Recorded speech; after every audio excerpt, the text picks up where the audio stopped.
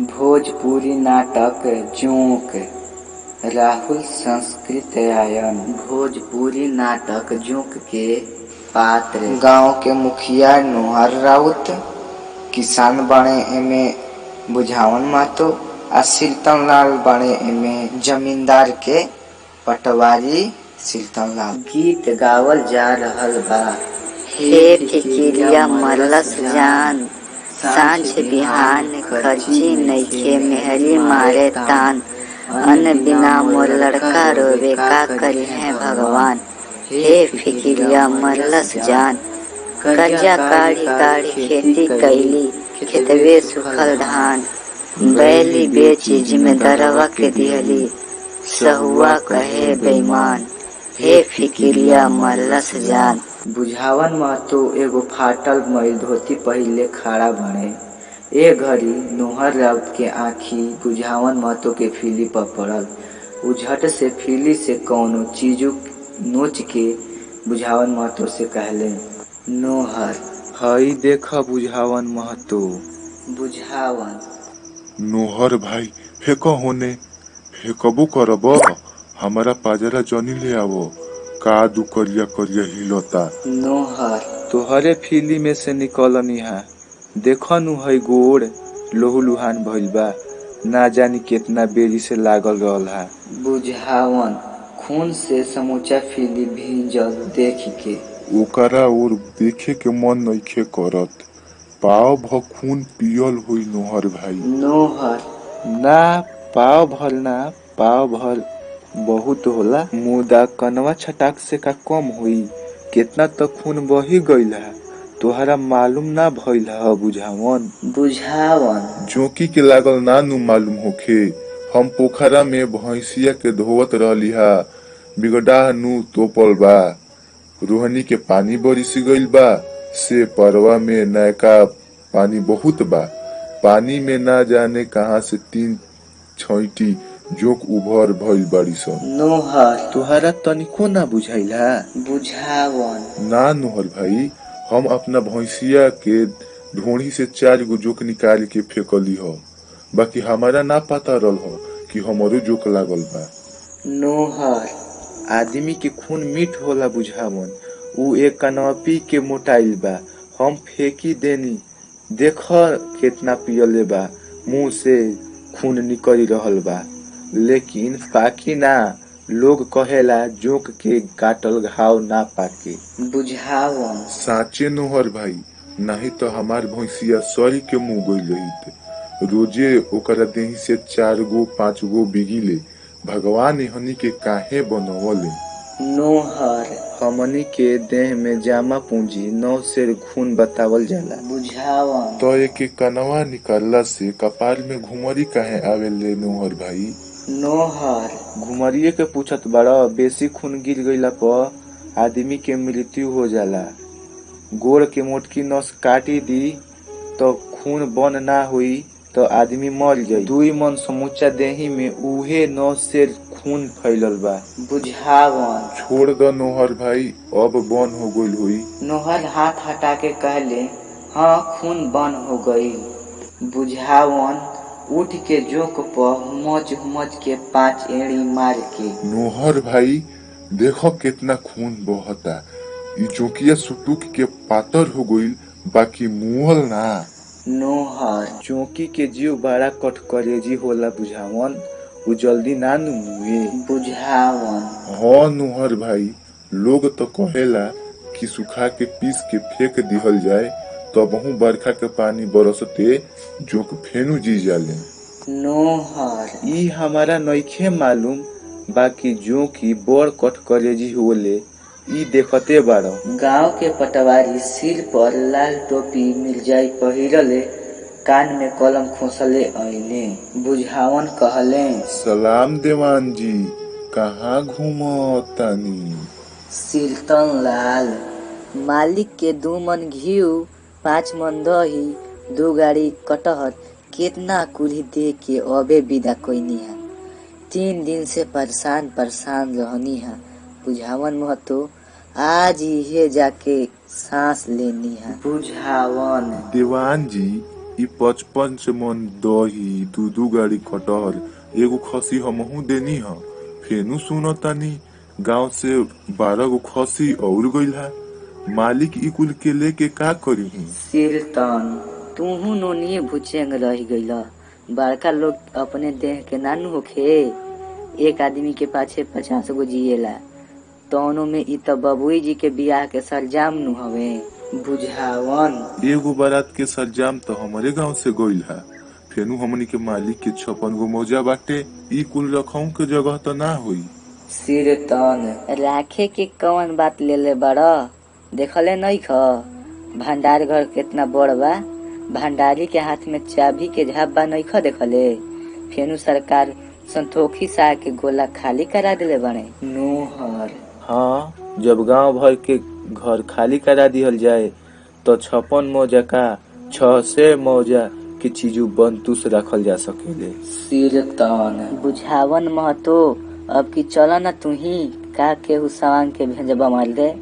वहाँ 2 सैले तनौनिए जुटी है। नोहर बाबू के घर बारात आई 200 नूनिया जुट के का करी है? सिरतन फरुहा कुदार के बहुत काम रहेला नोहर। बबुआ जी के बियाह भइल रहे त ना गइल रह। नोहर ना देवान जी, सुनी ले खाए बिना गति बनी जाले, यही से ना जाई। सिरतन खाए के तकलीफ ना होले, हमारा त नइखे भइल। बुझावन अपने के का हुई? अपने तो बहनोई बने दरबार में। बाकी देवान जी एको लूट लागल बा। आदमी बर बेगारी में अपना कपारे चीज बतूसी लाद के 10 कोस पहुँचावे जाला। मर मजूरी तो का मिली? अपना घर से सतुआ बानी के जाइले। इहो तो ना होला कि हमनी के जुरते छुट्टी मिल जाओ। 4 दिन चिट्ठिए पूजवा देवे में लागी जाला। सिरतन एमे सरकार के कौनो दोष नइखे बुझावन महतो।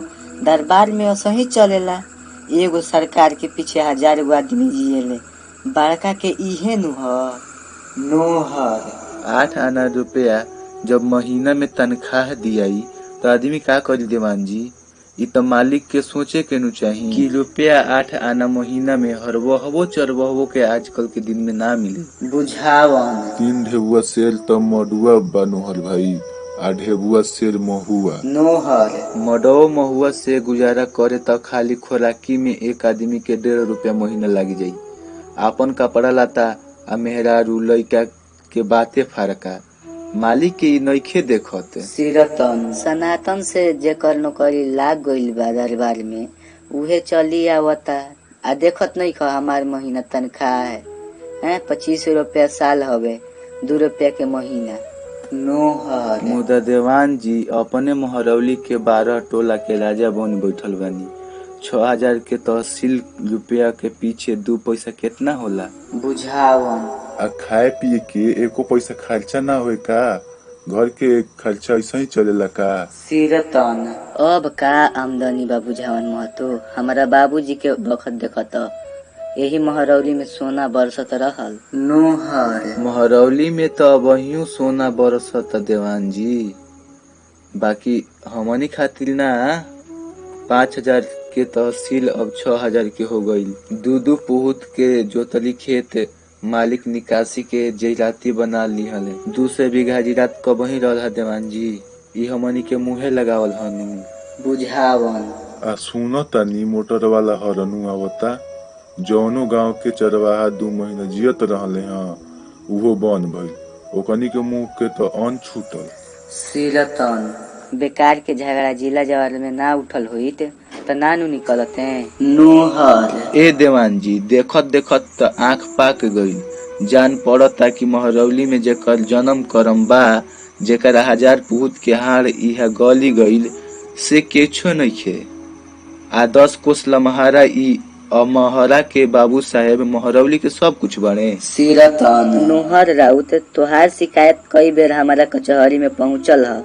मोहित राउत के खियाल आवत नाही त जानत नु बाड़ा जिम्मेदारी फन्ना। नोहर देवान जी बाबू के खियाली मत करी। जिंदगी भर एगो भैंस के उठौना बे पैसे के लागल रहेले आ ओही से नु अपने के छोह बनल रहला। सिरतन मालिक के जमीन में बसल बाड़ा, उनका निगाह में जियत खात बाड़ा। सेतिहे नानू दूध दही देवेला। नोहर ए देवान जी, बघौच बाबा के चौरा अब ले हमारा यहाँ हर साल पूजाला। महरौली के कुल जंगल रहे, हमनी के पुरखा अइले, हमार बुझावन और लोग के पुरखा जंगल काटी के खेती बाड़ी बनवले। बघौच बाबा के ले केतना सामान के बाघ मुआवलस, घर के केतना बच्चा के हुरार उठा ले गईल। ए पर बुझावन कहले रहो तो हा खानी हमारा दादा के होश तक होत रहा नोहर भाई। नोहर आ खेत बनावे में केतना आदमी सांप के कटला से मर गईले। तब महरौली गांव बसल। जब महरौली में सोना बरसे लागल, तब वही सोना लूटे खातिर अमहरा के बाबू चौपले। अमहरा के बाबू के एको बूंद पसीना नइखे चुअल महरौली में। सिरे तन विधि ब्रह्मा के लेख पर मेख मारल तोहरा हाथ में नइखे नोहर। तोहार अमहरा के गढ़ में नइखे जन्म भइल, नाही त तू लाख के तहसील पर बैठत। मजिस्टर साहब तोहरो के कुर्सी देते। आपन हैसियत देख। नोहर ए देवान जी, ई हमारा कहला के जवाब ना भइल। हमनी के जन्म महरौली में भइल बा। हम तो इहे जानी ले कि महतारी के थने में दूध पहिले आवेला, तब लइका जन्म लेला। हमनी के जन्म जब महरौली में भइल बा, तब महरौली हमनी के जिए खाए खातिर हवे। सिरतन जियत खात नहीं ख, महरौलिये के प्रताप से आ बाबू साहेब के प्रताप से नु। जवना पतरी में खाए के ओही में छेद ना करे के नोहर राउत। नोहर बाबू साहेब के पतरी होई तो अमहरा में होई, महरौली में ना देवान साहेब। महरौली ओही के हवे जेकर पुरखा जंगल काटी के बाघ हुलड़ मारी के एके आबाद कइले बा। महरौली में सोना बरसता वही हाथन के प्रताप से, जौनन में 10-10 गो ठेला पड़ल बा। सिरतन तोहारा अकिल से सोचे को होई तब नु। मुदा अन्हारा के आगे रोवे, आपन दीदा खोवे। गंवार के बुद्धि केतना।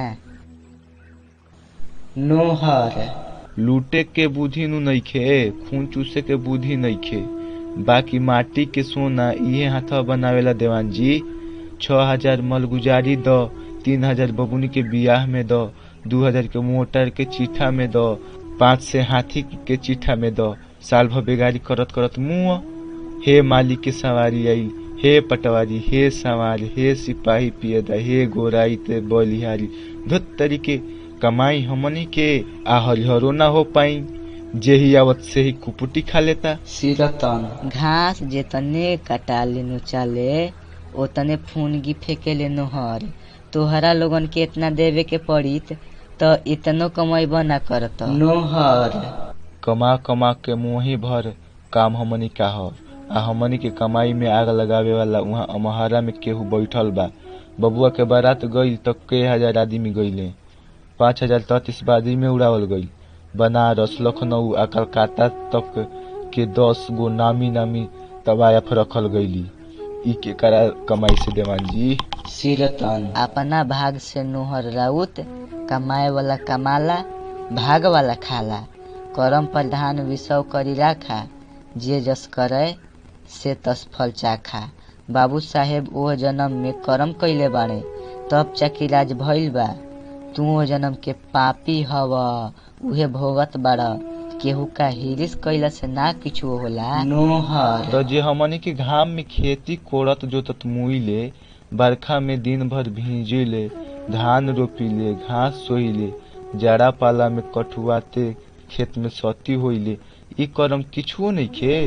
बुझावन हमारा सोझवा आदमी के बुद्धि में तो इहे आवत बा कि भगवान जे करा के जवना गांव में जन्म दिहले, भगवान के ओर से उ गांव ओकरा के लिखा गई। बाकी कागज पत्तर के बात से भगवान के ओर नइखे लिखा के आई।